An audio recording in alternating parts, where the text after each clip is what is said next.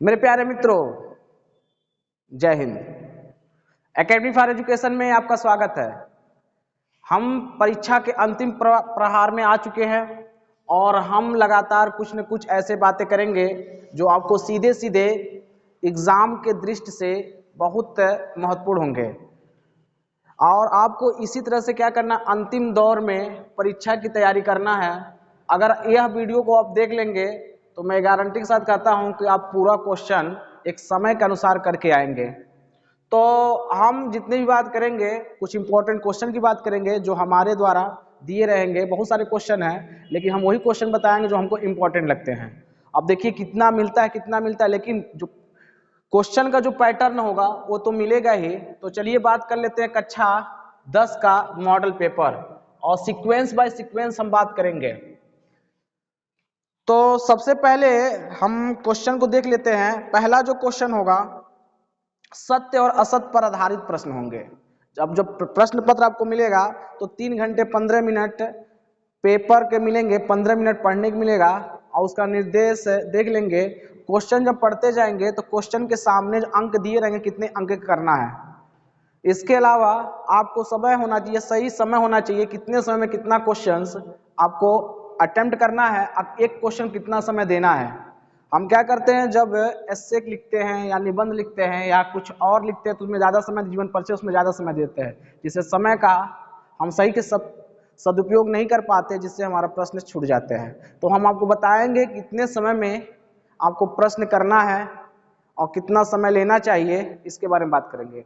तो one by one हम बात कर लेते हैं। जो देखिए, आप जब प्रश्न पत्र खोलेंगे तो पहला प्रश्न आपका होंगे, निम्नलिखित में से किसी एक कथन का सत्य पहचान करके लिखना है। इसमें बहुत सारे कथन रहेंगे, असत्य और सत्य रहेंगे।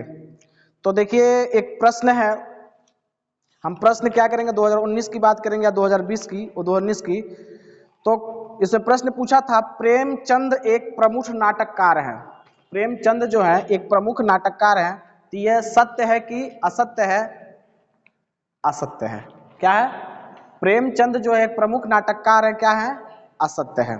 डॉक्टर श्याम सुंदर दास प्रसिद्ध कवि हैं, ये भी असत्य है। ध्रुव स्वामिनी किसके द्वारा लिखा गया है? जयशंकर प्रसाद की नाटक है, यह सत्य है। तो आपको 4 ऑप्शन दिए जाएंगे। 4 ऑप्शन में क्या करना है, पहचानना रहेगा कौन सा सत्य है कौन सा असत्य है। जैसे दिया हुआ है, आचार्य रामचंद्र शुक्ल एक प्रख्यात कवि हैं, ये सत्य है कि असत्य है? असत्य है।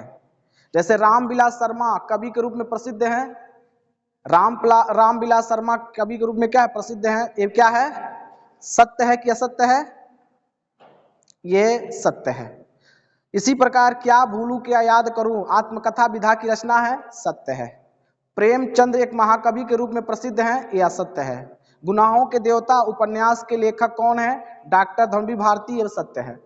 तो बहुत सारे क्वेश्चन आपके दिए हैं, इसमें पढ़ना है। जैसे एक दे देते हैं, किन्नर देश में लेखक आचार्य रामचंद्र शुक्ल हैं, यह असत्य है। इसके बाद आपको बहुत सारे क्वेश्चन तो दिए रहेंगे। जैसे क्वेश्चन दिया हुआ है, भारतेंदु युग के काल का निर्धारण कब से कब तक है? तो 1850 ईस्वी से 1950 ईस्वी तक है। भारतेंदु युग के 2 प्रमुख लेखकों का नाम बताना है। तो प्रमुख लेखक का नाम है बालकृष्ण भट्ट और प्रताप नारायण मिश्र, ये भारतेंदु युग के लेखक हैं। सरस्वती पत्रिका किस युग में प्रकाशित हुआ? तो 1900 से 1920 में प्रकाशित हुआ। तो आप जब जाएंगे इसमें तो बहुत सारे क्वेश्चन मिलेंगे। जैसे एक क्वेश्चन दिया हुआ है, शुक्ल युग के 2 प्रमुख लेखकों के नाम। तो शुक्ल युग के 2 प्रमुख लेखक कौन है? आचार्य रामचंद्र शुक्ल हैं और बाबूलाल गुलाब राय है। तो आप क्वेश्चन को देखते जाएंगे। राजा रानी केतकी कहानी कौन लिखे हैं? मुंशी इंसाअल्लाह खान लिखे। मुंशी इंसाअल्लाह खान क्या लिखे हैं? रानी केतकी की कहानी। कलम का सिपाही का लेखक कौन है? अमृत राय हैं। कौन है? अमृत राय हैं। भारतेंदु हरिश्चंद्र के बाद प्रमुख इतिहासकार नाटक जयशंकर प्रसाद जी आते हैं। प्रसाद युग के एक नाटककार का नाम क्या है? जयशंकर प्रसाद और हरकृष्ण प्रेमी शुक्ल युग के 2 नाटककार भी कहा जाता है। आपके सामने किन्नर देश में राजा किस विधा पर आधारित है? किन्नर देश में रचना जो है यात्रावृत्त विधा पर आधारित है। और इसको कौन लिखे हैं? राहुल संकृत्यायन। तो राहुल संकृत्यायन जितने भी लिखे हैं वह इसके रूप में लिखे हैं। जैसे आपके सामने बहुत सारे प्रेमचंद्र, माधुरी और मर्यादा और हंस नामक पत्रिका लिखे हैं। अंबिका प्रसाद गुप्त इंदु, गणेश शंकर विद्यार्थी, प्रताप, राजेंद्र अवस्थी, कदम्बिनी। अब हम बात कर लेते हैं और कुछ भी, ध्यान दीजिएगा। प्रेमचंद्र रंगभूमि, प्रेमचंद्र रंगभूमि, प्रेमचंद सेवा सदन, प्रेमचंद्र प्रेमाश्रय, प्रेमचंद्र निर्मला, ये सब क्या है? ये रचना है। किनके हैं? प्रेमचंद के हैं। और प्रेमचंद प्रेमांजलि के भी हैं और तरह तरह के रूप इसमें दिया है। जैसे एक है गुलाब राय का मन की बातें, एक निबंध है, काव्य के रूप में आलोचना है। गुलाब राय का ही एक सिद्धांत और अध्ययन है, इसके रूप में बताया गया है। तो आपके सामने बहुत सारे एक एक नंबर क्वेश्चन दिए जाएंगे, आप क्वेश्चन क्या करें? हल कर लेंगे और आप पूरा हल कर सकते हैं। इतना कठिन नहीं होता है, आपको पता चल जाएगा, आप आराम से उसको कर लेंगे। लेकिन मेरा उद्देश्य क्या है? अगला वाला जो बताना है। तो आपके लगभग 5 से 6 क्वेश्चन क्या आएंगे? ये ऑप्शन बाय ऑप्शन होंगे जो आसानी से कर लेंगे, गद्य से रहेंगे। उसके बाद क्या आएंगे? पद्य से आएंगे। गद्य से कुछ क्वेश्चन आएंगे वो आसानी से कर लेंगे, इसमें घबराने की जरूरत नहीं है। दूसरा है पद्य से, इसमें भी आसानी से कर लेंगे, इसमें घबराने की जरूरत नहीं। कम से 10 से 12 नंबर आप क्या करेंगे? इससे गद्य पद्य से प्राप्त कर लेंगे। बस आपको क्या करना है? इसको पढ़ते जाना है। इसी प्रकार हिंदी पद्य साहित्य और संक्षिप्त इतिहास में भी आप कर सकते हैं। जैसे पूछ लेगा रीतिकाल के प्रमुख 2 कवियों के नाम, तो रीतिकाल के 2 प्रमुख कवियों के नाम पहला लिख सकते हैं बिहारी और दूसरा लिख सकते हैं केशवदास। बिहारी और केशवदास, ठीक है, इसमें लिख सकते हैं। तो उसको आप पढ़ेंगे। देखिए एक क्वेश्चन है, हरिवंश राय बच्चन की किसी एक काव्य कृति का नाम बताना है। तो मधुशाला, हरिवंश राय बच्चन क्या लिखे हैं? मधुशाला लिखे हैं। इसी प्रकार एक कवि हैं। इसी प्रकार ध्यान दीजिएगा, तार सप्तक के संपादक कौन है? तो तार सप्तक के संपादक जो हैं अज्ञे जी हैं। कौन है? अज्ञे। और किस युग में बनाया गया था? प्रयोगवाद में। अगला क्वेश्चन,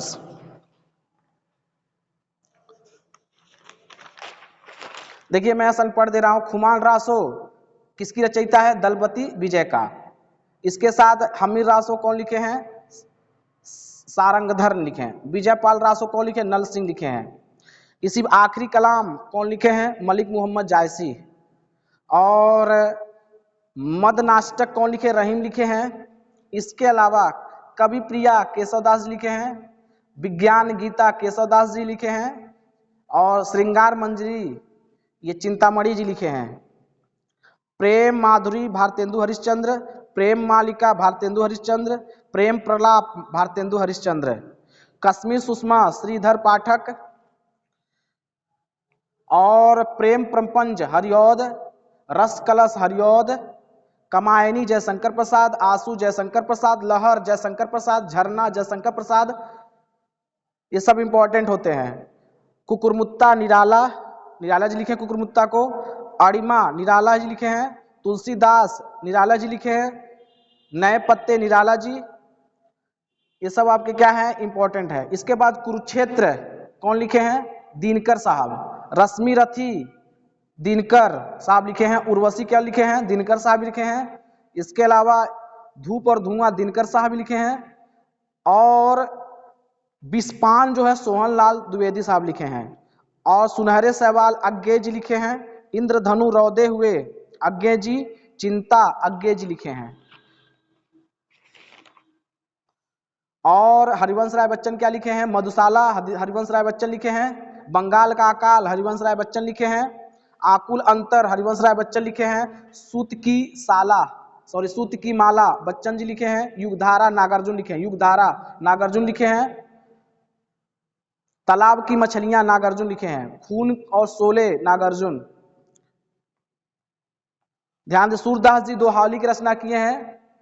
और सूरदास जी ही रामलला नाचू के भी क्या किए हैं? तो ध्यान दीजिएगा, विनय पत्रिका गोस्वामी तुलसीदास, कवितावली गोस्वामी तुलसीदास, सुरसरावली। इसके बाद बिहार सतसही बिहारी लिखे हैं। प्रेम वाटिका रसखान लिखे हैं। और युगांत सुमित्रा नंदन पंत जी लिखे हैं।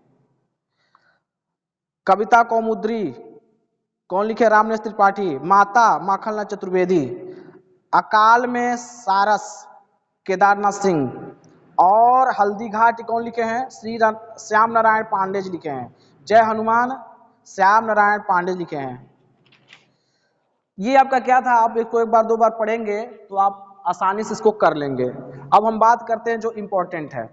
देखिए जो दूसरा प्रश्न, तीसरा प्रश्न होगा प्रश्न संख्या 1। प्रश्न संख्या 1 आप गद्य पद आधारित होगा, जो आसानी से 1 नंबर में 4-5 क्वेश्चन आएंगे उसको कर लेंगे। लेकिन प्रश्न संख्या जो 2 में आएंगे, क ख ग में बटा रहेगा, इसमें पद से होंगे, ये भी कर लेंगे, ठीक है। लेकिन इंपॉर्टेंट यहां से शुरू होता है प्रश्न संख्या 3 से। प्रश्न संख्या 3 से इसमें कहेगा निम्नलिखित गद्यांशों में से किसी एक के नीचे दिए गए प्रश्न को उत्तर दीजिए। निम्नलिखित गद्यांशों में किसी एक नीचे दिए गए प्रश्नों को क्या करना है? उत्तर देना है। मतलब आपके सामने 2 गद्यांश दिए रहेंगे। क्या दिए रहेंगे? 2 गद्यांश क और ख के रूप में। प्रश्न संख्या जो 3 होगी, प्रश्न संख्या जो क्या होगी? 3 होगी। 2 दिए रहे क और ख रहेगा, इसमें से कोई एक करना रहेगा। कैसे करेंगे? ध्यान दीजिएगा। पहले नंबर क्या करना है, आपको जितने चैप्टर हैं वो चैप्टर पता होना चाहिए, उसका कहानी पता होना चाहिए, कि ये समझ में आ जाए कि इस चैप्टर का यही इसके लेखक हैं पाठ के, ये ध्यान देना चाहिए। जैसे पहला जो चैप्टर है वो कौन है? मित्रता। तो कहीं भी अगर मित्रता का अगर पैराग्राफ आ जाता है, गद्यांश तो समझ जाएंगे कि मित्रता का ही है, ठीक है। तो जैसे मित्रता कौन लिखे हैं? आचार्य रामचंद्र शुक्ल लिखे हैं। दूसरा चैप्टर क्या है? अगर दूसरा चैप्टर की बात करेंगे तो दूसरा चैप्टर ममता है। अब ममता कौन लिखे हैं? श्री जयशंकर प्रसाद जी लिखे हैं, ठीक है। इसके अलावा आपके सामने बहुत सारे चैप्टर दिए रहेंगे, उसी चैप्टर के हिसाब से क्या करना है हमको करना है। तो आप क्या करेंगे, आगे करते जाएंगे।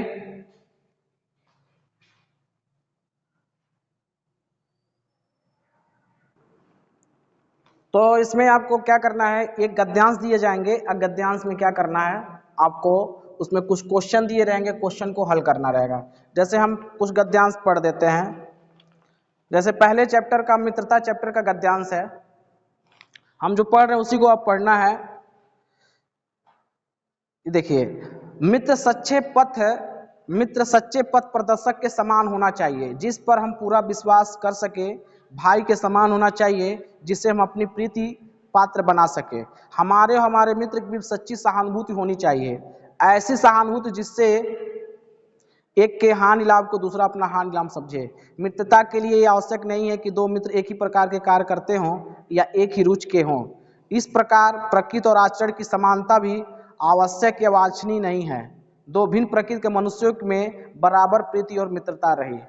ये इंपॉर्टेंट आपके है। देखिए इसमें जब आप पढ़ेंगे तो हमको लगेगा कि ये मित्र कहीं लिखा हुआ है, तो समझ जाएंगे कि मित्रता चैप्टर के हैं। और इम्पोर्टेंट क्या होता है, इसका संदर्भ होता है। तो कहा है उपरोक्त गद्यांश का संदर्भ लिखिए, तो संदर्भ सबको आता है, तो हम समझ जाएंगे संदर्भ इंपॉर्टेंट होता है कि संदर्भ अगर लिख देंगे तो इसके बारे में आप सब लिख देंगे, ठीक है, जितने क्वेश्चन हैं। तो अगर देखेंगे इसमें बहुत सारे क्वेश्चन हैं। कह रहा है उपरोक्त गद्यांश का संदर्भ लिखिए।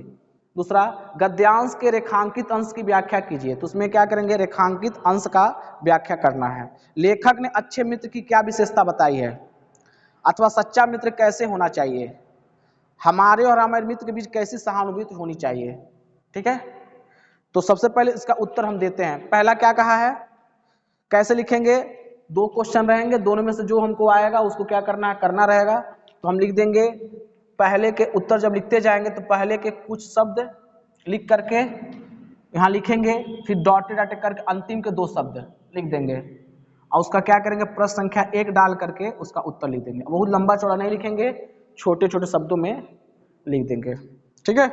जैसे कह रहा उपरोक्त गद्यांश का संदर्भ लिखिए। तो संदर्भ कैसे लिखा जाता है, प्रस्तुत गद्यांश हमारी पाठ्य पुस्तक, कैसे लिखेंगे, प्रस्तुत गद्यांश हमारे पास पुस्तक के गद्य खंड के संकलित मित्रता नामक पाठ से लिया गया है, जिसके लेखक, यहाँ लेखक लिखना है, गद्यांश में लेखक लिखा जाता है। लेखक कौन है, आचार्य रामचंद्र शुक्ल है। कैसे पहचानेंगे, मित्रता कहीं ना कहीं दिया रहेगा मित्र के रूप में, ठीक है। दूसरा क्वेश्चन क्या कहा था, रेखांकित अंश की व्याख्या करना है। ध्यान दीजिएगा, जब दूसरा क्वेश्चन लिखेंगे तो रेखांकित अंश जहां दिया रहेगा, ठीक है, उसको उतना दूर लिख करके उसका क्या करेंगे, अर्थ लिख देंगे अपने भाषा में। जैसे इसमें दिया हुआ है रेखांकित में, मित्रता के लिए आवश्यक नहीं है कि दो मित्र एक प्रकार के कार्य करें, एक ही रुचि के हों। इसी प्रकार प्रकृति आचरण की समानता भी आवश्यक या अवांछनीय नहीं है। दो भिन्न प्रकृति के मनुष्यों में बराबर प्रीति और मित्रता रही है। ठीक है, तो इसका आंसर जब लिखेंगे कह देंगे कि शुक्ल जी के अनुसार सच्चा मित्र वही नहीं है, हो सकता है जिसके गुणों कार्यों की हम प्रशंसा तो करते हैं लेकिन अपने मन से उसे प्रेम नहीं करते हैं। सच्चे मित्र को हृदय से प्रेम करना आवश्यक हो जाता है। यदि कोई व्यक्ति जिससे हम अपने छोटे मोटे काम तो निकलवाते रहते हैं किंतु हृदय में कहीं उसके लिए घृणा का भाव समाया हो तो उसे अपने मित्र नहीं कह सकते हैं। उसे तो हम केवल अपना स्वार्थ सिद्ध करने के लिए मित्र बनाया जाता है। सही है, आज के समय जो मित्रता बनाया जाता है एकाक दुख छोड़ करके बाकी स्वार्थी के रूप में होते हैं, बस अपने काम निकल जाएगा तो छोड़ देते हैं। तो शुक्ल जी कहते हैं कि मित्र हम अपने छोटे मोटे काम निकालने कर करते हैं कि तो हृदय में घृणा का भाव समाया रहता है। हमें अपने मित्र नहीं कह सकते तो हमें केवल अपना स्वार्थ सिद्ध करने के लिए मित्र बनाया जाता है। यह हमारा सच्चा शुभ चिंतक नहीं हो सकता है। शुक्ल जी कहते हैं कि मित्र के प्रति हमारी जो हृदय में सच्चा और निष्पटक प्रेम होना चाहिए, मित्र भी हमारा सच्चा मार्गदर्शक होना चाहिए जिस पर हम पूर्ण रूप से विश्वास कर सके। दोनों मित्रों में परस्पर सहानुभूति हो और निस्वार्थ प्रेम हो, एक दूसरे की बात कहने की शक्ति हो। मित्रता तो ऐसे गुण होने चाहिए कि दूसरे को अपना लाभ समझे, अपना लाभ और हानि दोनों समझे। मतलब एक व्यक्ति अगर अपना लाभ हो रहा है तो दूसरा व्यक्ति भी अपना लाभ समझे, दूसरा मित्र। अगर एक की हानि हो रही तो दूसरा व्यक्ति क्या करे, दूसरा मित्र अपने हानि समझे कि मेरे दोस्त की हानि हो रही तो मेरा हानि हो रही है, मेरे दोस्त का लाभ हो रहा है तो मेरा भी लाभ हो रहा है।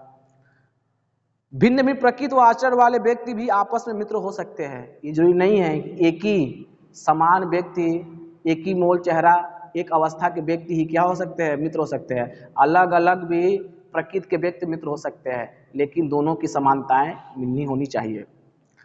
लेखक ही बताता है अगला क्वेश्चन का उत्तर, अच्छा मित्र होना चाहिए जो व्यक्ति सच्चे पथ प्रदर्शक भांति सही मार्ग चलने के प्रेरित करे। होना चाहिए, नहीं होना चाहिए। एक अच्छा मित्र क्या होना चाहिए, अगर हम मेरा मित्र है तो उसको अच्छे मार्ग पे जाने के लिए प्रयत्न करना चाहिए। तीसरा क्वेश्चन क्या पूछा था, अच्छा मित्र वो होता है जो वैद्य के समान हितकारी होता है, अपने दुर्गुणों को पहचान कर उससे उन्मुक्ति दिलाता है, मुक्ति दिलाता है। अच्छा मित्र वही होता है जो अपने मित्र को कहेगा तुम गलत रास्ते पे जा रहे हो, अच्छे रास्ते पे आओ, वो बताएगा। कोई भी समस्या उत्पन्न हो, समस्या साझा कराएगा कि ये गलत रास्ता है। अच्छे बुरा मित्र रहेगा तो कहेगा कि नहीं वो बढ़िया रास्ता है, चलो। अच्छे मित्र में अपने मित्र के प्रति सहानुभूति होती है। उसके घर कोई अगर समस्या उत्पन्न हो जाता है तो सहानुभूति देने पहले जाता है, चलो मित्र मैं तुम्हारे साथ हूं। अच्छा मित्र क्या होता है, विश्वसनीय होता है। कोई भी चीजें होगी बता देगा जाके कि ये घटनाएं हो रही थी। ठीक है, तो ये पहला जब चैप्टर पढ़ेंगे तो आराम से इसके बारे में क्या करेंगे, लिख देंगे, लिखा जाएगा ना। एक हम बोल दे रहे अगला चैप्टर का, ममता चैप्टर का। अगर ममता चैप्टर के देखेंगे तो हम पढ़ दे रहे एक, हे भगवान तब के लिए, हे भगवान तब के लिए विपद के लिए इतना आयोजन, परमपिता की इच्छा के विरुद्ध इतना साहस, पिताजी क्या भीख न मिलेगी, क्या कोई हिंदू भूपृष्ठ पर न बचा रहा जाएगा जो ब्राह्मण को 2 मुट्ठी अन्न दे सके, यह असंभव, फेर दीजिए पिताजी मैं कांप रही हूँ, इसका चमक मेरी आंखों को अंधा बना रही है। ठीक है, इसमें क्या वही काम करना है, उपरोक्त गद्यांश का संदर्भ लिखना है, गद्यांश रेखांकित अंश की व्याख्या करना है। इस गद्यांश में ममता की किस मनोवृत्ति की स्पष्ट किया गया है और अपने पिता का कौन सा कित ममता को परमपिता की इच्छा के लिए विरुद्ध लगा देता है। उपयुक्त गद्यांश में किस कार्य ईश्वर की इच्छा के विरुद्ध बताया गया है। संदर्भ वही लिखना है, संदर्भ क्या करना है वही लिखना है। क्या लिखना है, प्रस्तुत गद्यांश हमारी पाठ्य पुस्तक, ठीक है, गद्य खंड में संकलित ममता नामक पाठ से लिया गया है। इसके लेखक कौन है, जयशंकर प्रसाद जी है। हो जाएगा ना। इसके बाद आपको क्या करना, गद्यांश रेखांकित जो भाग दिया है, जो अंडरलाइन के, उसका आंसर लिखना है। तो इसमें 2 दिए रहेंगे, एक कर लेंगे। जैसे मैं पढ़ दे रहा हूं, सुनिए। रेखांकित भाग में जयशंकर प्रसाद जी कहते हैं कि चांदी के 10 थालों में लाए गए ढेर सोने के देखकर ममता चकित होकर अपने पिता से कहती, हे भगवान उस समय के लिए जब आपका मंत्रित्व न रहेगा, जब आप अपने अस्तित्व को खो देंगे तो उन विपदा भरे दिनों में इतना सारा आयोजन अभी से ही क्यों? रिश्वत में लिया गया सारा धन सोना लेकर अपने ईश्वर की इच्छा के विरुद्ध कार्य किया है, उसका अपमान किया है। यदि ईश्वर की इच्छा से हमें दुख मिलने वाला है तो हम सहने के लिए तैयार हैं, लेकिन हम इस सब चीज़ों को मान लेंगे नहीं। हमें जीवित रह करके हम जीवित रह सकते हैं, भीख मांग कर जीवित रह सकते हैं, अधिक उचित है। इस पृथ्वी पर समय बहुत हिंदू ऐसे होंगे जो हम ब्राह्मणों को 2 मुट्ठी अनाज दे देंगे। पिताजी इस रिश्वत को सोने को वापस कर दीजिए, ये मेरी आंखों को क्या करती, कष्ट दे रही है, चमक दे रही है। मैं आपसे इस ईश्वर विरुद्ध कार्य को काँप रही हूँ। ममता बाल विधवा थी जो ब्राह्मण जाति से संबंध रखती थी। ईश्वर और भाग्य में उसकी प्रबल आस्था थी, वह सुख दुख दोनों ही को ईश्वर का इच्छा मानती थी। आने वाले कुछ समय के लिए रिश्वत के रूप में धन एकत्र करने का ईश्वर की इच्छा के विरुद्ध मानती थी। इस प्रकार गद्यांश ममता की भाग्यवादी, करुणामयी, निर्लोभी तथा ईश्वरवादी मनोवृत्ति का स्पष्ट किया गया है। बहुत सारे क्वेश्चन दिए हैं, इस क्वेश्चन को क्या करेंगे, पढ़ेंगे और लगा लेंगे। तीसरा चैप्टर है भारतीय संस्कृति। भारतीय संस्कृति में जो भारतीय संस्कृत लिखे हैं, कौन लिखे हैं? डॉक्टर राजेंद्र प्रसाद। डॉक्टर राजेंद्र प्रसाद लिखे हैं। इसमें आपको पढ़ना है हमारी सारी संस्कृति का मूलाधार इसी अहिंसा तत्व पर स्थापित रहा। जहाँ जहाँ हमारे नैतिक सिद्धांतों का वर्णन आया है, हिंसा को ही उनमें मुख्य स्थान दिया गया है। अहिंसा का दूसरा नाम है, दूसरा रूप त्याग है, और हिंसा का दूसरा रूप या हिंसा का नाम स्वार्थ है, जो प्राय भोग के रूप में हमारे सामने आता है। पर हमारी सभ्यता ने तो भोग भी त्याग ही से निकाला है, और भोग भी त्याग में ही पाया जाता है। श्रुति कहती है तेन त्यक्तेन भुंजिथा। इसी के द्वारा हम व्यक्ति और व्यक्ति के बीच का विरोध, व्यक्ति और समाज के बीच का विरोध, समाज और समाज के बीच का विरोध, देश और देश के बीच का विरोध को मिटाना चाहिए। हमारी सारी नैतिक चेतना इसी तत्व से ओतप्रोत है। ठीक है, तो इसमें भी आपके क्या दिए रहेंगे, क्वेश्चन दिए रहेंगे। क्वेश्चन को इंपॉर्टेंट क्या होता है, आपका गद्यांश होता है। गद्यांश सही लिख देंगे, आपको नंबर मिलेंगे। ठीक है, अंतिम जो चैप्टर है ये ध्यान दीजिएगा, अगला वाला। बस इतना अगर पढ़ के जाएंगे तो हमको लगता है आपको पूरी तरह से मिल जाएगा। ठीक है, इतना जो है पढ़ के जाएंगे तो हमको लगता है पूरा मिलेगा। अजंता बचा हुआ, अजंता भी देख ले। अजंता कौन लिखे हैं? डॉक्टर भगवत शरण उपाध्याय जी लिखे हैं। तो इसमें आप कितना जीवन बरस पड़ा है दीवारों जैसा फसाने अजायब का भंडार, इसमें कहीं न कहीं चित्र के माध्यम से बताया गया है। और बंदरों की कहानी, हाथियों की कहानी, हिरणों की कहानी, कहानी कुर्ता भय की, दया त्याग की। जहाँ बेरहमी वही दया का समुद्र उमड़ पड़ा, जहाँ पाप वही क्षमा का सोता फूट पड़ा। राजा और कंगाले, बिलासी, भिक्षु, नर और नारी, मनुष्य और पशु सभी कलाकारों के हाथों में सिरसते चले गए। हैवान की हैवानियत को इंसान की इंसानियत से कैसे जीता जा सकता है? कोई अजंता में जाकर देखे, बुद्ध की जीवन की हजारों धाराओं में होकर बहता, जन्म से लेकर निर्वाण तक उनमें जीवन का प्रधान घटनाएं कुछ ऐसे दिख गई है। आंखें अटक जाती, हटने का नाम नहीं लेती। इसको भी क्या करना, वही सेम टू सेम क्वेश्चन पढ़ना है। इंपॉर्टेंट बता चुके हैं, गद्यांश का संदर्भ होता है। और इस चैप्टर को कौन लिखे हैं? भगवत शरण उपाध्याय। कौन लिखे हैं? भगवत शरण। अजंता कौन लिखे हैं? डॉक्टर भगवत शरण उपाध्याय लिखे हैं। इसके बाद है पद। पद में वही काम करना है। पद में क्या करना है आपको? पद में आपको क्वेश्चन क्या दिया रहेगा कि परीक्षा पाठ में खंडकाव्य से 2 पद्यांश दिए जाएंगे। 2 पद्यांश, जैसे गद्यांश में 2 पद दिए गए थे, इसमें भी कितने दिए जाएंगे? 2 दिए जाएंगे। और इसमें आपको कितने नंबर? 4, 1, 5, 6 नंबर मिलेंगे। जैसे उसमें भी 6 नंबर, इसमें भी कितने नंबर? 6 नंबर। इसमें वही काम करना है, एक पद दिया रहेगा, पद को पहचानना रहेगा किस पद से है, और उसका उत्तर लिखना रहेगा। इसमें भी क्वेश्चन दिए रहेंगे। जैसे मैं कुछ पद को पढ़ रहा हूँ, एक पद है पहले चैप्टर का, पद का सूरदास जी का है।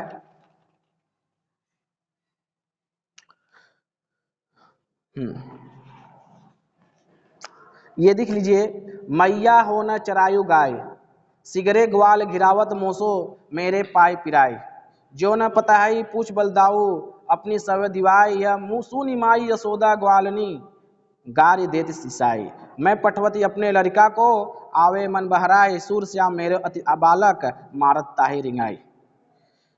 तो इसको पढ़ना है। इसमें क्या करना है, ध्यान दीजिएगा, इसमें आपको क्या करना है, इसको संदर्भ सहित लिखना है। तो संदर्भ कैसे लिखा जाएगा, प्रस्तुत पद्यांश या पद्यांश लिखेंगे। सूरदास जी श्री कृष्ण के स्वाभाविक बालहट का चित्रण किए हैं, और इसमें लिख देंगे संदर्भ। प्रस्तुत पद्यांश हमारी पाठ्य पुस्तक है, हमारी पाठ्य पुस्तक है। पुस्तक का नाम क्या है, महाकाव्य। हमारे पास हिंदी के खंडकाव्य से संकलित पद शीर्षक से उद्गृत है, इतना लिख देंगे। उसके बाद क्या लिखते हैं, संदर्भ के बाद प्रसंग लिखते हैं। प्रसंग किसके बारे में है, प्रस्तुत पद्यांश से माता यशोदा ने श्री कृष्ण का द्वारा हट किए जाने पर उन्हें वन भेज देना, किंतु वन में ग्वाल सखाओं ने उन्हें परेशान किया, तथा प्रस्तुत पद में श्री कृष्ण घर लौटकर माता यशोदा से उनकी शिकायत करते हैं। जब कोई बच्चा बड़े भाइयों के साथ या किसी के साथ जाता है तो बड़े लोग होते हैं छोटे बच्चों को ही भेज देते हैं, जाओ हाँक के लेकर आओ। दूसरे को नहीं जाया जाता है। क्यों किया जाता है, अपनी मनमानी वहाँ पर दर्ज किया जाता है बड़े होने के कारण। तो उसमें ही बताया गया है कि जब श्री कृष्ण अपने भाई के साथ दाऊ भाई के साथ कहाँ जाते हैं, ग्वालों के साथ जब चराने जाते हैं गाय को, तो उनको ही भेज दिया जाता है घेरने के लिए, पकड़ने के लिए। तो प्रस्तुत पद्यांश से माता यशोदा श्री कृष्ण द्वारा हट किए जाने उन्हें वन भेज दिया, किंतु वन में ग्वाल सखाओं उन्हें परेशान किया, तथा प्रस्तुत पद में श्री कृष्ण घर लौटकर माता यशोदा से उनकी शिकायत करते हैं। व्याख्या कैसे करना है, यहाँ व्याख्या किया जाता है। श्री कृष्ण माता यशोदा से कहते हैं कि हे माता, अब मैं गाय चराने नहीं जाऊंगा, सभी ग्वाले मुझसे ही अपनी गायों को घेरने के लिए कहते हैं, इधर से उधर दौड़ाते रहते, मेरा पैर जो है दर्द करने लगता है। हे माता, यदि आपकी मेरी बात पर विश्वास न हो तो अपनी सौगंध दिलाकर बलराम भैया से पूछ लो, ताऊ भैया से पूछ लीजिए। ये सुनकर माता यशोदा क्रोधित होकर ग्वालों को गाली देने लगती है। सूरदास जी कहते हैं कि माता यशोदा कहती है कि अपने पुत्र को वन में इसलिए भेजती हूँ इसका मन बहल जाए, मेरा कृष्ण अभी बहुत छोटा है, ग्वाले इसे उधर उधर दौड़ाकर मार डालेंगे। उसके बाद इसका काव्य सौंदर्य लिखा जाता है। तो लिख देंगे कि काव्य सौंदर्य में श्री कृष्ण, सूरदास जी श्री कृष्ण माता यशोदा का स्त्रीवत व्यवहार किया है। यह ब्रज भाषा शैली, इसकी मुक्तक शैली, गुण माधुर्य, रस वात्सल्य शैली है। रस क्या है, वात्सल्य है। अलंकार लिख देंगे, इसमें अनुप्रास अलंकार है। ठीक है, बाकी इतना बड़ा लिखने की जरूरत नहीं है। उसमें से छोटे छोटे चीज में क्या लिख देना है, जैसे संदर्भ लिखना है, प्रसंग लिखना है, उसका व्याख्या कर देना है। इंपॉर्टेंट क्या होता है, संदर्भ होता है। ठीक है, उसके बाद उसका प्रसंग लिख देना है। जैसे एक और मैं पढ़ रहा हूं,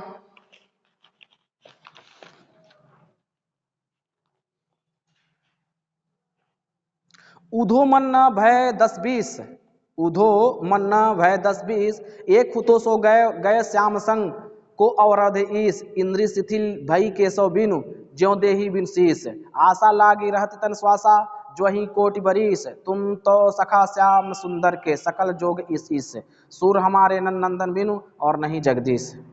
इसमें क्या बताना है, संदर्भ बताना है। और संदर्भ कैसे बताएंगे, जो पीछे बता चुके हैं। कैसे बताएंगे संदर्भ, प्रस्तुत पद्यांश या पद्यांश लिखेंगे। हमारी पाठ्य पुस्तक का नाम क्या है, पद्य से, चैप्टर का नाम पद्य। इसके कवि कौन है, सूरदास जी है। कवि मत लिखेंगे, रचयिता लिखेंगे। रचयिता कौन है, सूरदास जी है। उसके बाद क्या लिखेंगे, इसमें प्रसंग लिखेंगे। ठीक है, अब प्रसंग में क्या बताएंगे देख लेंगे। कहेंगे प्रस्तुत पद्यांश भ्रमर गीत का एक अंश है। भ्रमर गीत से लिया गया, किससे लिया गया है, भ्रमर गीत से। इसे ध्यान दीजिएगा। जब श्री कृष्ण मथुरा चले जाते हैं तो गोपियां उनको याद करती है, गोपियां उनको याद करते हैं और याद करके एकदम व्याकुल हो जाते हैं। तो श्री कृष्ण जी के जो मित्र होते हैं उद्धव, कहते हैं कि हे प्रभु, आपके जीवन में तो आप इतना जानते हैं, तभी अपने प्रेम के प्रति आकर्षित हैं, आप इतना ज्ञानी होकर भी। तो कहते हैं कि प्रेम के आगे दुनिया भगवान तक ही क्या है, विवश है। कहते हैं कि हम जाके समझाएंगे, गोपियों को हम जाके समझाएंगे कि यह एक ब्रह्मा रूप है, इनके अंदर जो पूरा जीवन समाहित है। आप क्यों, आपके हर व्यक्ति के हृदय में रहते हैं। कहते हैं जाके समझा के देख लीजिए।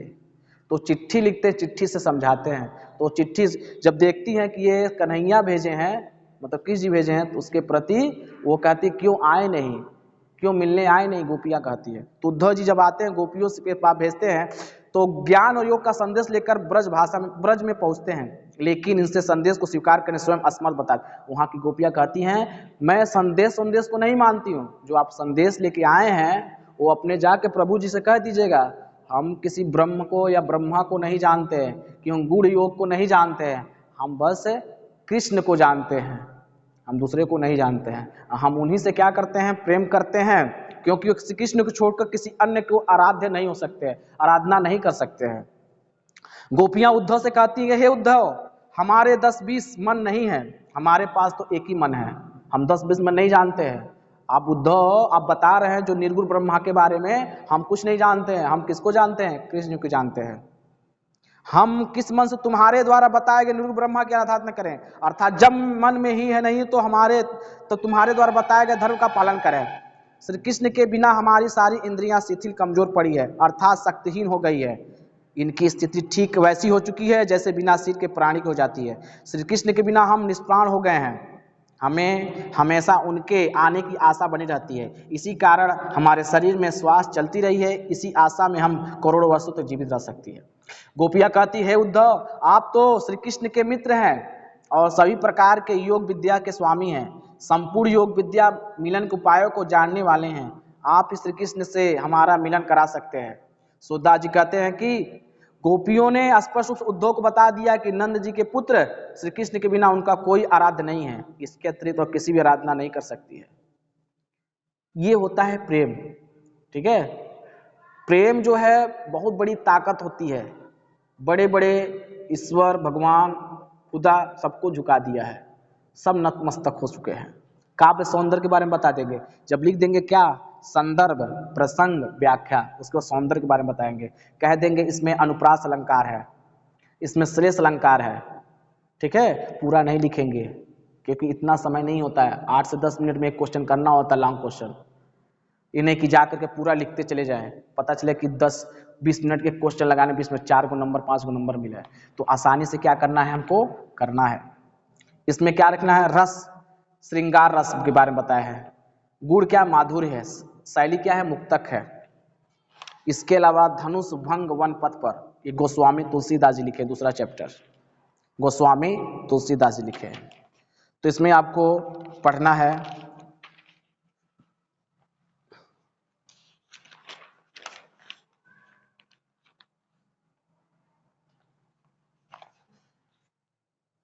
हाँ, जल को गए लखन लरिका परिखो पिए, छा धरिक है ठाढ़े, पोछू पसे ब्यारी करो, अरु पाँव पखरियो भोगरियो ढाढ़े। तुलसी रघुर प्रिया शरण जानी बैठे, बिलम लोग कंटक गाढ़े, जानही नाव को ने लखियो पुल तनु बट बिलोचन चाढ़े। तो इसमें आपको क्या दिएंगे, 2 दिए रहेंगे, 2 में से क्या करना, एक करना रहे, जो आपको आएगा उसे क्या कर लेंगे। देखिए एक दिया हुआ उसे छोड़ दीजिए, अगला दिया है रानी में जानी अजानी महा, रानी में जानी अजानी महा, पवि पाहन हो तो कठोर हियो है, राज हो काज अकाज न जन्यो कहो ती को जिनकायन कियो है। ऐसी मनोहर मूर्ति बिछड़े कैसे प्रीतम लोग जिए, आखिर में सखी रखबे लोग इन्हें किम बन वास दियो है। वही काम करना है, संदर्भ लिखना है, प्रसंग लिखना है, उसका व्याख्या कर लेना है। ठीक है, तो इसमें बहुत सारे दिए हुए हैं, बहुत ज़्यादा। इसमें आप क्या करेंगे, इसको पढ़ लेंगे। सविता सवीय कवित्व दिया है रसखान में, भक्ति नीति दिया बिहारी लाल का, जो आप तैयार किए हैं पहले से। और चींटी जो है इसमें हिमालय से चींटी कौन लिखे हैं, सुमित्रानंद पंत, महादेवी वर्मा, स्वदेश प्रेम रामनेश त्रिपाठी। ठीक है, इसमें पढ़ेंगे जो आप पहले से पढ़ चुके हैं। पुष्प की अभिलाषा कौन लिखे हैं, माखनलाल चतुर्वेदी, और झांसी की रानी की समाधि पर सुभद्रा कुमारी चौहान लिखे हैं। तो ये आसानी से आप क्या करेंगे, संदर्भ प्रसंग व्याख्या कर। उसके बाद आप जीवन परिचय लिख लेंगे, जीवन परिचय, और जीवन परिचय को आप लिख सकते हैं। अब आ जाते हैं वाराणसी संस्कृत वाले खंड पे आ जाते हैं, संस्कृत वाले खंड पर जो इम्पोर्टेंट है। इसमें आपको गद्यांश का संदर्भ सही अनुवाद देना लिखा होता है, संदर्भ सही अनुवाद, संदर्भ सहित अनुवाद लिखना होता है,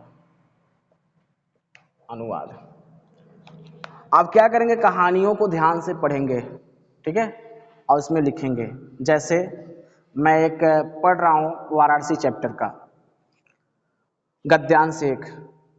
वाराणसी सुविख्यात प्राचीन नगरी इयं विमल सलिल गंगाम गंड्यांकुले स्थिता अस्याम घटनाम वलयकृति पंडित्य ध्वालाम चंद्रिकाय बहुराजते अगणिता परिकटा सुदृभ्य नित्यम अत्र आयन्ति अस्या घटनासम शोभा विलोक्यते इयं इमाम बहुप्रशंसति। ये दिया हुआ है। गद्यांश को क्या करना है, ध्यान से पढ़ेंगे, ये लिख देंगे। संदर्भ कैसे लिखेंगे, प्रस्तुत गद्यांश हमारी पाठ्य पुस्तक के संस्कृत खंड में संकलित वाराणसी नामक पाठ से लिया गया है होगा, ठीक है। इसके बाद इसका अनुवाद करते हैं, यहाँ व्याख्या नहीं करते हैं, क्या लिखते हैं, अनुवाद। अब जो इसके बारे में पढ़े हैं उसके बारे में लिख दीजिए। जैसे वाराणसी सुविख्यात प्राचीन नगरी, वाराणसी जो है सुविख्यात प्राचीन नगरी है। प्राचीन मतलब पुराने। इयम विमल सलिल गंगाम कूले स्थित है, यह स्वच्छ और पावन जल की लहरों वाली गंगा किनारे स्थित है। अस्याम घटना वलयकृति पंडिक्यम धौला में चंद्रिकाय बहुरास्ते, इसके घाटों घुमावदार आकार वाली सितारे उज्जवल चंद्रमा की सफेद चांदनी बहुत सुंदर लगती है। अगणिता पर्यटक सुद्रुव्य नित्यम अत्र आयन्ति, यहाँ पर प्रतिदिन दूर दूर से लोग आया करते हैं। कौन आते, पर्यटक। इसके घाटों का सौंदर्य देखकर उसकी अत्यधिक प्रशंसा करते हैं। लिखा हुआ है अस्याम घटनांशन शोभा विलोक्य इमा बहु प्रशंसन्ति, लिखा है ना। तो आप कहानी को पढ़ेंगे और इसको क्या कर लिखेंगे। इसी प्रकार गद्यांश नंबर दिया हुआ है 4, इस 4 को जरूर पढ़ेंगे। इयम नगरी विविध धर्मयाम संगम स्थली महामुद्ध तीर्थंकर पार्श्वनाथ शंकराचार्य कबीर गोस्वामी तुलसीदास अन्य चौबह महात्मना अत्रागत स्वान विचार प्रसारयन न केवलम दर्शन साहित्य धर्मे अपितु कला क्षेत्रे अपि इयम नगरी विविधानां कलानां शिल्पानां च कृते लोके विस्तृता अत्रत्य कौशेवाटिका देशे देशे सर्वत्र स्पृहन्ते अत्रत्य प्रस्तरमूर्त्य पतिता इयं निजं प्राचीन परम्परारम् इदानीं अपि परिपालयति तथैव गतिः कविभिः मरं मंगलम यत्र विभूतिस्य विभूषणं कौपनी यत्र कस्यं काशी के निमीयते मरं मंगलम विभूति विभूषणं कौपनी यत्र कौशं सा काशी के निमीयते। इसको क्या करना, आपको गद्यांश को ध्यान से पढ़ना है और ये देखना है कि इस किस चैप्टर का है। तो उसको क्या करना है, आपको संदर्भ लिखना है। तो कहते संदर्भ क्या कहेंगे, प्रस्तुत गद्यांश हमारी पाठ्य पुस्तक के संस्कृत खंड में संकलित वाराणसी नाम पाठ से लिया गया है। इस गद्यांश में वाराणसी नामक प्राचीन नगर सौंदर्य का वर्णन किया गया है। इसमें यही बताया गया है कि हमारा जो नगर है, नगरी विविध गण्य मछली, ये अलग अलग धर्मों का स्थल है। यहाँ पर महात्मा बुद्ध, तीर्थंकर, पार्श्वनाथ, शंकराचार्य, कबीर गोस्वामी, तुलसीदास सभी लोग यहाँ पर आए और अपने महात्मा आगत से स्वात विचार प्रसार, अपने विचारों को प्रसार किए।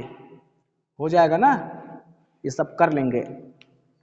इसके बाद कह रहा मरण मंगलम यत भविष्यत विभूषणम, यहाँ पर मरने पर लिखा हुआ है, यहाँ पर मरने पर कल्याणकारी है।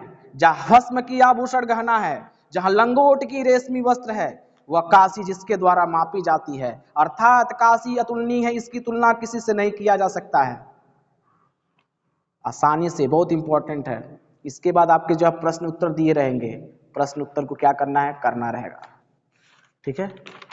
दूसरा चैप्टर है वीर विरह वीरेण पूज्यते, ये भी चैप्टर आप पढ़े हुए हैं। इसमें 2-3 व्यक्ति है, सेनापति पुरुराज, अलछेंद्र पुरुराज पढ़े हैं। सिकंदर पुरुराज सेनापति, कहानियां पढ़े होंगे इसके बारे में।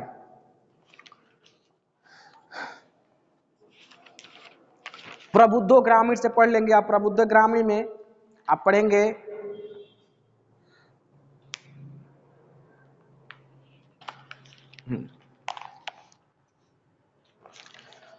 प्रबुद्धो ग्रामीण में या आम स्वीकृतम समय इति कथित तस्मिने नागरिके स ग्रामीण नागरिकम अवदत् प्रथम भवानेयम पृच्छतु नागरिश्च त ग्रामीणाम अखतवत् त्वमेव प्रथम पृच्छमिति इतं श्रुत्वा स ग्रामीण वदवत् इक्वत्वमेव प्रथम पृच्छामि अपदे दुर्गा में च साक्षर न च पंडित अमुख स्फुट वक्ता च यो जानति स पंडित अस्यामुत्र विभूत भवाम नागरिक बहुकालम अतम अंति अंत्य प्रहेलिकाय अत्यम धातु समर्थ न अभवत अतः ग्रामीण अभवत अहम अस्या प्रहेलिकाय उत्तर न जानामि इदम श्रुत्वा ग्रामीण अकवत यदि भवान उत्तर न जानाति ताहि ददातु 10 रूप्यकाणि अतः मलानुमुखेन नागरिकेण समनुसांद श्रद्धितांत। इसको भी क्या करेंगे, संदर्भ लिखेंगे। संदर्भ कैसे लिखेंगे, प्रस्तुत गद्यांश हमारी पाठ्य पुस्तक के संस्कृत खंड में संकलित प्रबुद्धो ग्रामीण नामक पाठ से लिया गया है। इस गद्य में ग्रामीण की चतुराई को हास्यपूर्ण ढंग से प्रस्तुत किया गया है। ग्रामीण शहरी के बीच में पहली पूछने का वर्णन है, क्योंकि दोनों जो ग्रामीण व्यक्ति था ट्रेन में यात्रा कर रहे थे। शहरी लोग अपने आप को बहुत ईगो रखते हैं, घमंड रखते हैं कि ग्रामीण बेवकूफ़ होते हैं, तो उसमें ग्रामीण बैठा था, तो ग्रामीण भी कभी कभी होशियार होते हैं। इस तरह से ग्रामीण शहरी कहा कि इतने लोग बैठे हुए हैं, कोई मेरे क्वेश्चन का उत्तर बता देगा पहली का, कहता पूछो। तो अपने गर्व के मारे कहता नहीं तुम पूछो। तो ग्रामीण कहता है, क्या पूछता है, क्वेश्चन पूछता है और क्वेश्चन का उत्तर मतलब पहली पूछता, पहली का उत्तर नहीं बताता। श्लोक क्या था सुनो, बिना पैर वाला हूं किंतु दूर तक जाता है, साक्षर अक्षर सहित किंतु पंडित नहीं, मुख नहीं है किंतु स्पष्ट बोलने वाला है, जो से जानता वह पंडित ज्ञानी है।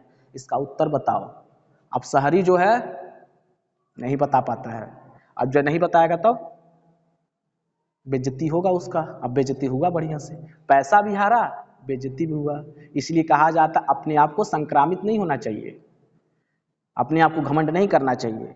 इससे प्रबुद्धो ग्रामीण, इससे बता बुद्धिमान ग्रामीण के बारे में, तो वही कहा जाता है कि चुप रहना सबसे बड़ी बात होती है, मूर्खता वाला कार्य नहीं करना चाहिए। बहुत लोग ऐसे होते हैं जो बहुत कुछ जानते हैं लेकिन अपने आप को बताते नहीं हैं, आगे निकलते हैं। तो आप कर लेंगे, ठीक है। देशभक्त चंद्रशेखर, इसके बारे में बताए हैं, इसको पढ़ लेंगे आप। इसके बाद देखिए 2 दिए रहेंगे, एक गद्यांश दिए रहेंगे, एक पद्यांश दिए रहेंगे। गद्यांश और क्या दिया रहेगा, पद्यांश दिया रहेगा। इस गद्यांश तो दोनों में से कोई एक करना है, तो कोशिश ये करें गद्यांश करें, जितना बताए हैं उसमें से आ जाएगा, ठीक है। घर पे जा करके एक बार 2 बार इसको रिवीजन कर लेंगे, आ जाएगा। इसके बाद रस अलंकार छंद पढ़े हैं, ये फिक्स होता है, याद होगा, इसे बताने की जरूरत नहीं है, ठीक है, आप कर लेंगे। रस अलंकार और हिंदी व्याकरण, हिंदी व्याकरण पे आ जाते हैं। हिंदी व्याकरण भी क्या करेंगे, कर लेंगे। जैसे उपसर्ग, उपसर्ग में जैसे उप लगा देना है तो क्या होगा, उपमान, उपवन, उपमान, उपकार, उपदेश, ये सब हो जाएगा उपसर्ग। इसके अलावा उपसर्ग, आगत उपसर्ग दिया हुआ है। समास है, राजमहल, राजा का महल, राजा का महल, बलहीन, बल से हीन, गुड़, घी, गुड़, घी और गुड़, दाल रोटी, दाल रोटी, ये कौन सा समास है, द्वंद्व समास है। कौन सा समास है, द्विगु समास है। त्रिभुवन, तो 2 समास हमको पढ़ना है, पहला द्वंद्व समास और दूसरा द्विगु समास। कौन समास, द्वंद्व समास और दूसरा द्विगु समास, ठीक है। जैसे त्रिभुवन पूछेगा कौन सा समास है, कह देंगे द्विगु समास है। देखिए सुनिए, अगर घी है अब गुड़ है, जहां डैश होता है, डैश को किससे जोड़ते हैं, और से, घी और गुड़, ठीक है, घी और गुड़। तो पूछेगा ये कौन सा समास है, तो कह देंगे द्विगु समास है, द्वंद्व समास है, सॉरी, कौन सा समास है, द्वंद्व समास। और द्विगु समास में क्या होगा, ध्यान दीजिएगा, जैसे चाहार दीवारी, चाहार दीवारी, तो चाहार दीवारी में पूछेगा कौन समास है, तो कहें 4 दीवारों से घिरा हुआ, 4 दीवारों से घिरा हुआ क्या हो जाएगा, ये द्विगु समास हो जाएगा। इसको पूरा हम बताए हुए हैं, जिसमें ध्यान दीजिएगा अभी। इसके अलावा पूछता है आपसे तत्सम और तद्भव, जैसे तत्सम और तद्भव पूछेगा आपसे, तो क्वेश्चन कहेगा तत्सम तद्भव बताइए। कर्म का, कर्म क्या है, तत्सम है, ये कर्म तत्सम, ऐसा कार्य जो है काम, ये तद्भव है। तत्सम का मतलब होता है शुद्ध, और तद्भव का मतलब होता है अशुद्ध। जो गांव हम बोलते हैं वो क्या बोलते हैं? अशुद्ध बोलते हैं। ठीक है, जैसे आग, आग क्या है? अशुद्ध है, लेकिन अग्नि क्या है? शुद्ध है। तो इसको लिखना रहता है। जैसे बहुत सारे दिया है। अंध, अंध क्या है? जैसे कुक्कुर, कुक्कुर क्या है? तत्सम है। और कुत्ता, तो कुक्कुर कोई कहता ही नहीं है, सब कुत्ता ही कुत्ता कहते हैं, कहते नहीं होते। ईंट, ईंट को कोई इष्टिका कहता ही नहीं है, ईंट कहता है। ईंट का, ईंट क्या है? तत्सम नहीं तद्भव है। इष्टिका क्या है? तत्सम है।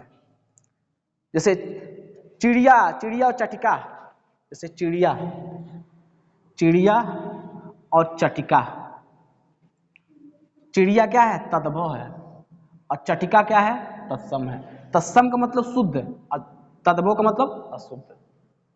ठीक है, क्यों कहता है चटिका? चटिका उड़ रही है, क्या कहते हैं लोग? चिड़िया उड़ रही है। तो गांव में जो जिसे कहते हैं एक छत्र, छतरी, छतरी क्या है? तद्भव है। छत्र क्या है? यह है। हस्त, हाथ, हस्त कोई कहता नहीं, हाथ कहता है। अपना हाथ दिखाओ, हस्त दिखाओ, कोई कहता है जी? कोई नहीं कहता है। जैसे यहाँ पे दिया हुआ बहुत सारे। इसके बाद पर्यायवाची शब्द आते हैं। क्या आते हैं? पर्यायवाची शब्द। तो पर्यायवाची शब्द में क्या होता है आप जानते ही हैं, एक शब्द के अनेक अर्थ। जैसे दिया हुआ है, अनुपम का अद्भुत अनूठा, पूर्व अद्वितीय अप्रितम अनोखा, अंधकार का तम तिमिर अंधेरा तमिश्रा स्वांत, अहंकार का अभिमान गर्व घमंड मद दर्प, आतंक का विभीषिका उपद्रव अतिभव संत्रास दहशत, इंद्रधनुष का शक्रचाप सप्तकर्ण धनु इंद्रधनुष सुरचाप धनुक, काक का कौआ काग काड़ वायस पिसुन, ये सब पर। दूध का क्षीर पय गोरस पीयूष दुग्ध अमृत, आम का आम रसाल अमृत फल, चतुर का विज्ञ निपुण कुशल, लक्ष्मी का रमा लोक माता विष्णुप्रिय, लता का बल्लरी बल्ली भेली, विष्णु का माधव केशव लक्ष्मीपति नारायण चक्रपाणी। ठीक है, दिवस का वासर वार दिवा तीन अह, ये सब। कामदेव का मदन मार स्मर मनसिंज अनंग, इसमें दो लिखना है। दो क्या करना है? लिखना। वो लिखा जाता है, बहुत कठिन नहीं होता, आप कर लेंगे जा करके। ठीक है, ये सब बता रहे। संस्कृत व्याकरण पूछेगा, संधि विच्छेद, संधि विच्छेद भी हो जाता है। इसमें ऑप्शन दिए रहे तो उसमें बताना पड़ता है, लिखना पड़ता है। जैसे मैं कह दूं,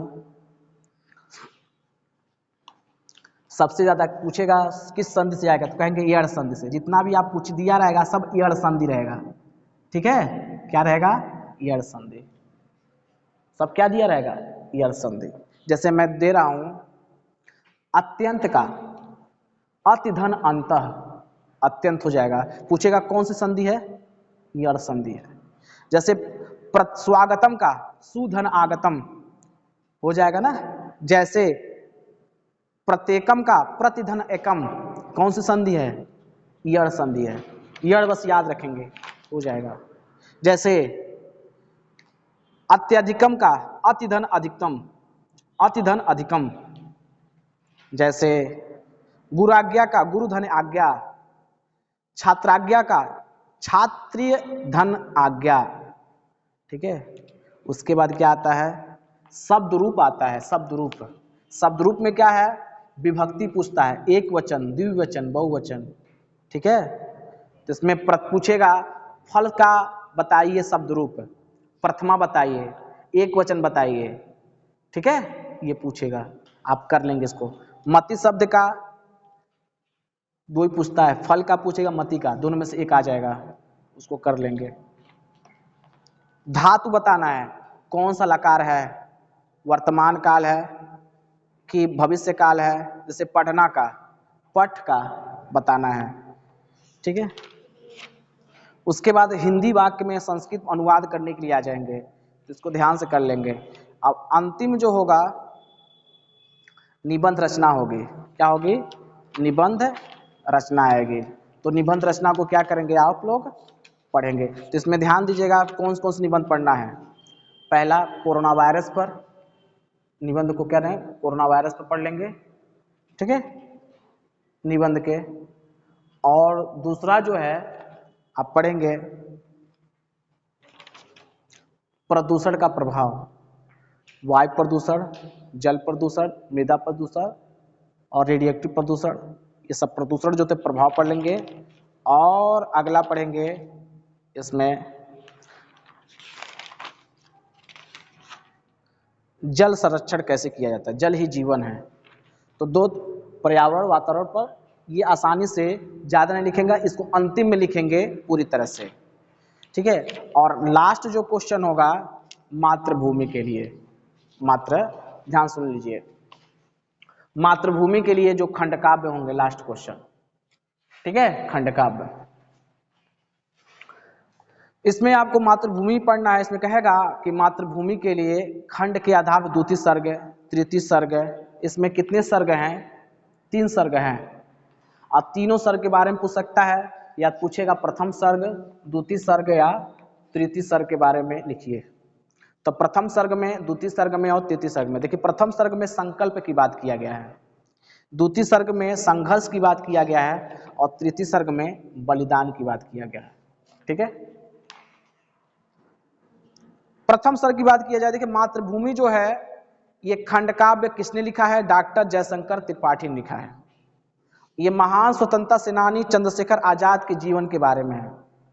ये महान स्वतंत्रता सेनानी जो है किसके बारे में, आजाद, चंद्रशेखर आजाद के जीवन के बारे में है। इसको 3 सर्गों में बांटा गया है, ध्यान दीजिएगा। प्रथम सर्ग संकल्प, व्यक्ति संकल्प कब लेता है, जब उसके सामने कोई घटना घटती है। जैसे अब तुम लोग के सामने क्या है, घटना घटी है कि हमको अच्छा नंबर पाना है, तो संकल्प लेंगे कि इतना नंबर जो है हमको प्राप्त होगा। इसी प्रकार चंद्रशेखर आजाद संकल्प क्यों लेते हैं, क्योंकि उस समय अंग्रेजों का विध्वंसकारी व्यवस्था चल रहा था। जलियांवाला हत्याकांड हुआ, उसके पहले बहुत सारे व्यवस्थाएं अंग्रेजों द्वारा किया गया, जिससे मानव को बहुत अहित हुआ। लोग त्राही त्राही क्या हुए थे, मचे हुए थे लोग के अंदर। इसमें से एक के छात्र के रूप में चंद्रशेखर आजाद संकल्प करते हैं। 15 अगस्त 1947 को सत्ता मिलने से पूर्व हमारा देश अंग्रेजों का गुलाम था। अंग्रेज अपने देश ब्रिटेन को समृद्ध करने के लिए हमारे देश से संपदा लूट रहे थे। उद्योग, धंधे, व्यापार आदि नष्ट किए जा रहे थे। अंग्रेजों के अनुयायी बनाकर भोग विलास से लिप्त थे। अंग्रेजों जो हमारे राजा महाराजा थे उस समय के, हमारे राजा महाराजा थे उस समय क्या थे, अंग्रेज उसको अपने कंट्रोल में कर लिए थे। उनको भोग विलास में लिप्त रहने के लिए कर लिए थे कि तुम उसी में पड़े रहो, हम लूट रहे हैं बस। जनता को त्राही त्राही मचा हुए थे। लेकिन कब तक त्राही त्राही होगा, कब तक त्राही त्राही होगा। अंग्रेजों के अत्याचारों और अन्याय से त्रस्त जनता ने स्वयं की प्रतिकार करने ठानी। अपनी स्वतंत्रता अधिकारों को प्राप्त करने देश में अनेक वीरों ने अपनी प्राणों की बाजी लगा दी। इसमें कौन कौन थे, लोकमान्य तिलक, महात्मा गांधी, चंद्रशेखर आजाद, भगत सिंह, ठीक है, राजगुरु सुखदेव। ये सब ऐसे व्यक्तित्व थे जो अंग्रेजों के छक्के छुड़ा कर ही देश को क्या किए, आजाद किए, उनको भगाए देश से। अब भगाना अनिवार्य था कि हमारा देश है, तुम कौन हो रहने वाले, दूसरा क्यों रह सकता है, ठीक है। असहयोग आंदोलन हुए, गांधी जी असहयोग आंदोलन आह्वान की, जनता ने उसमें बढ़कर योगदान किए। अंग्रेजी सरकार के दमन चक्र चलता रहा। उसी समय महान स्वतंत्रता संग्रामी क्रांतिकारी चंद्रशेखर आजाद का नाम प्रखर। आजाद का जन्म झबरा ग्राम में हुआ था। एक ब्राह्मण परिवार में इनका जन्म हुआ था, झबरा। ये अत्यंत सुशील थे, परंतु अंग्रेजों का अत्याचार, रॉलेट एक्ट द्वारा व्यक्ति के राष्ट्रभक्तों का राजद्रोह का अभियोग चलाकर दंड देने का प्रावधान। उस समय देखो अंग्रेज जो है दमनकारी कानून भी लाते थे, काला कानून जिसे कहते रॉलेट एक्ट। और रॉलेट एक्ट के विरोध में बैसाखी के दिन अमृतसर में एक मेला का आयोजन किया गया था, जिसमें जनरल डायर ने क्या किया, वहाँ बहुत से लोग, लड़के, बच्चे, छोटे, सब लोग इकट्ठा थे और उस कानून का, रॉलेट एक्ट का विरोध कर रहे थे। तभी जनरल डायर ने क्या आदेश, गोली चलाने का आदेश दे दिया। उसमें हजारों लोग मारे गए। इसी को समाचार को अगले दिन सुन करके चंद्रशेखर आजाद का खून खौल उठा। वो कहें कि इनको हम छोड़ेंगे नहीं, कि हमारे ही देश में रह करके हमारे ऊपर गुलामी, हमको गुलाम बनाए हुए हैं। तभी से क्या, जितने हमारे देश के युवा थे संघर्ष करना स्टार्ट कर दिए। इन अंग्रेजों को भगाने के लिए भरसक प्रयास किए, अंत में भगा ही दिए। ठीक है, अपना बलिदान दिए तब जा करके आगे आए। तो 1919 का अप्रैल माह में बैसाखी गया। इसका उद्देश्य रॉलेट का विरोध करना था। महिलाएं, पुरुष, बच्चों, वृद्धों आज में बढ़ चढ़ कर हिस्सा लिए। नेताओं ने भाषण दिए, विदेशी सरकार निंदा की। इन सारी गतिविधि अंग्रेज सरकार नजर रखे हुए थे। अंत में अचानक गोलियों की बरसात हो गई। जनरल डायर ने कहा 50 सैनिकों ने जलियांवाला में एकत्रित अंधाधुंध गोलियां चला दिए, जिसमें सभी लोग लगभग मारे गए। इस तरह से चंद्रशेखर ने अपनी पढ़ाई लिखाई छोड़ करके और इस महासंग्राम में क्रांतिकारी गतिविधि में कूद पड़े कि देश सर्वोपरि है, देश बड़ा है, पढ़ना लिखना नहीं जरूरी है। ठीक है, जब लोग का खून खौल गया तब इस तरह से अपनी अवस्थाओं को बनाए। उसके बाद उन्होंने दमनकारी व्यवस्था इन्होंने अपना लिया, अंग्रेजों को मारने लगे। इनको पकड़ लिया गया। अब पकड़ करके मजिस्ट्रेट के सामने खड़ा किया गया। पूछा तुम कौन हो?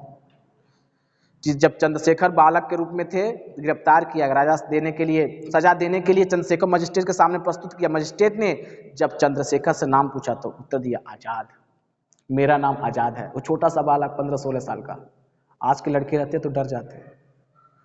मम्मी कहती घर से बाहर मत जाना, और वो करेंगे, कहीं हो जाता नहीं घटना, होता नहीं होता है।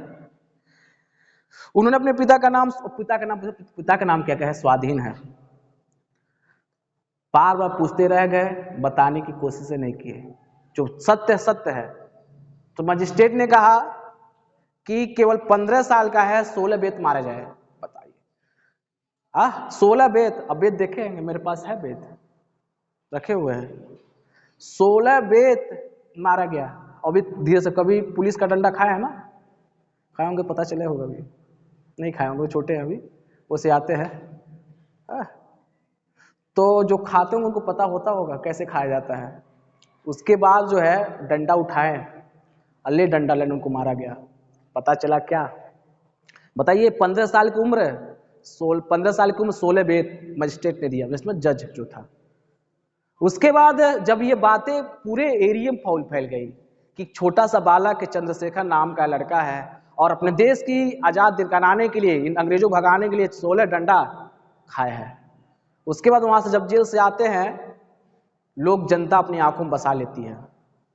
तो यही पहला, और कहते हैं कि जब तक अपने देश को हम क्या करेंगे, इन पाखंडियों को बाहर नहीं हटा देंगे, तब तक अपने देश को झुकने नहीं। पाखंडी थे सब, अंग्रेज सब। ठीक है, ये संकल्प ले लेते हैं। शरीर क्या होता है, अंदर से क्या एक्टिवेट हो जाता है, जैसे लगता है कि हाँ सब कुछ चल रहा है। द्वितीय सर्ग में संघर्ष है। जब संकल्प लेंगे तो संघर्ष करना पड़ेगा।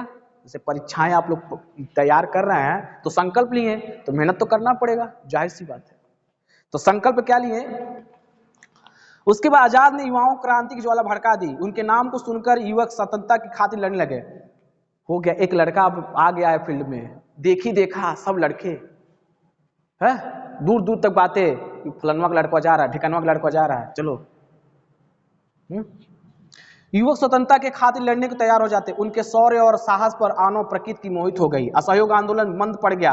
आजाद शस्त्र क्रांति को मुड़ गए। आजाद सब कुछ छोड़कर ब्रिटिश शासन से टक्कर लेंगे। अंग्रेजों ने लड़ने के लिए पिस्तौल और बमों का निर्माण भी किया, क्योंकि हम लोग उसमें अंग्रेज लूट चुके थे, हमको गरीब बना चुके थे। तो इंपॉर्टेंट क्या था? अंग्रेजों को लूटना था हमको। तो एक ग्रुप बनाया गया, हम करते थे अच्छा काम, लेकिन हम लोग को आतंकवादी कह दिया गया। क्यों? उनके ही शासन था।